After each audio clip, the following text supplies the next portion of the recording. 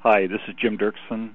I am a field sales engineer in Central California. I was chosen to do a case study on Wawona Packing in Cutler, California. Wawona Packing is a family-owned, vertically integrated customer who grows fresh fruits: peaches, plums, nectarines, pluots, persimmons, and pomegranates. They farm several thousand acres and pack, sell, and ship their own fruit, both domestically and overseas. The president, Brent Schmidtkamp, is third generation and the grandson of the founder. The Wawona label, Sweet to Eat, is considered one of the top quality labels in the California tree fruit business and can be found on many shelves all over the United States. The packing facility is a state-of-the-art building that contains corporate offices, sales office, 2 fruit packing lines, pre-cooling rooms, conditioning rooms, and cold storage rooms for shipping. Fruit for this facility is picked in plastic totes of approximately 20 pounds each, pelletized in the field, and trucked into the packing facility. The pellets of totes are automatically unstacked and conveyed to a tote dumper, which gently delivers the fruit to a meter belt for delivery to a washer, waxer, hand grain system, and then an electronic fruit sorter that sizes a product by either weight or digital camera, and delivers sized fruit to different packing stations, where packers put the fruit into an array of different cartons and pack styles. The fruit sorter is a 10-lane fruit sorter that sorts 12 pieces per second per lane and operates 10 to 12 hours per day. The challenge was to combine 4 different packing areas, packing multiple types, sizes, and styles of cartons into one single line so that they could be sorted to a different central locations, which would combine same sizes, grade types, and labels. The rate required was to be 3,000 cartons per hour or 50 cartons per minute. I chose to do this using 4 lines converging into 2 lines and then merge the 2 lines into a single line. In the produce business, we had always used mechanical traffic cops, pop-up, clamp type, or arm type. These work well when using the same size, similar weight cases and at lower volumes per hour. Higher rates would invariably crush cartons or slow down the line.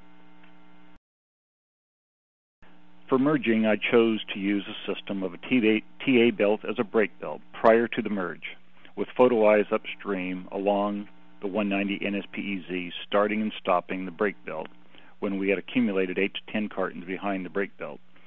This is done in many high-speed sortation systems, but it has been hard to sell to the produce business. After the brake belt and the merge system, I used alternating 190 ACC, TA, 190 ACC, and a second TA prior to the 190 ACC with the 3 double pivot diverters. This was done so that the cases could be skewed to one side, pull a partial gap, jet print the side of the carton, and then pull an additional gap for the sortation system. Sortation was accomplished by 2 means. Most cases had barcodes, and we used an AccuSort barcode reader to sort those cartons. Others were sorted by a system of photo eyes that told the sorter that the carton was either too tall, too long, or too short. The system was integrated to do all at the same time. Control work was done by a local control company out of Reedley. Speeds through the last merge were 100 feet per minute and were increased to 180 feet per minute through the 190 ACC with the pivot diverters. We have sustained speeds at 3 to 4 minute intervals of 65 to 70 cartons per minute with 12-inch long cartons, weighing approximately 25 pounds each. The cartons are actually running the wrong way, but a flat, hard bottom allows us to accomplish that in this situation.